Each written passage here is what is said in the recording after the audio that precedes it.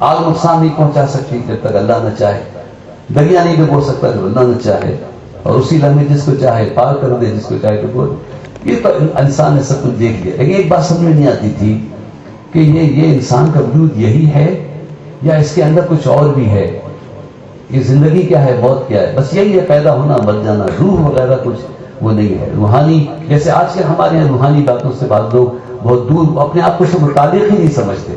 روحانی لوگ کچھ اور ہیں، روحانی دنیا کچھ اور ہے، اور بدقسمتی سے ٹیلی ویژن وغیرہ پہ جو روحانی دنیا ہے وہ تو بہت جادو کا کاٹ ہے، یہ اس سے کوئی تعلق نہیں ہے۔ روحانیت بالکل علیحدہ چیز ہے، وہ حق و باطل کا معرکہ ہے، جنات ہیں، شریف بھی ہیں، اس کے اللہ کے کلام سے اس کا کاٹ کرنے والے کاٹ کرتے ہیں، لیکن یہ نہیں سمجھنا چاہیے کہ وہی روحانی بابا ہے جو کہ جن اتارتا ہے۔ یہ ایک عجیب غلط فہمی ہے۔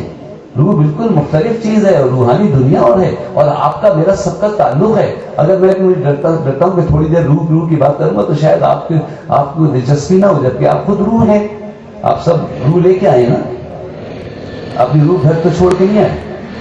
اچھا، آپ روح کو لے کے آئے کہ روح آپ کو لے کے آئے؟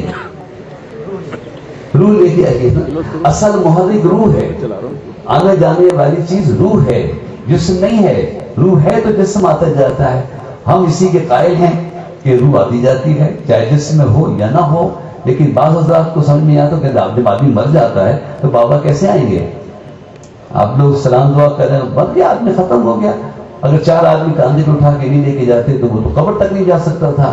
اللہ اکبر، ارے بھائی قبر تک میت لے گئے ہیں آپ، روح کو نہیں لے کے گئے۔ اور روح جو ہے وہ جسم میں ہے، چلی جاتی ہے، اور اللہ چاہے تو واپس بھی آ سکتی ہے، اللہ والا چاہے تو بھی واپس آ سکتی ہے۔ یہ کیسے ہو سکتا ہے؟ یہ ثابت کیا عیسیٰ علیہ السلام۔ عیسیٰ علیہ السلام کے زمانے میں تو بڑی ترقیاں ہو گئی تھی، لیکن روح کو نہیں مانتے تھے۔ یہ بھی بس انسان ہے، جسم کی میکانزم مانتے تھے، عقل کی مانتے تھے، لیکن روح کی نہیں مانتے۔ تو عیسیٰ علیہ السلام نے فرمایا لاؤ کسی مردے کو لے آؤ، میت کو لے آؤ۔ میت آئی، ٹھوکر ماری، کھڑا ہو گیا۔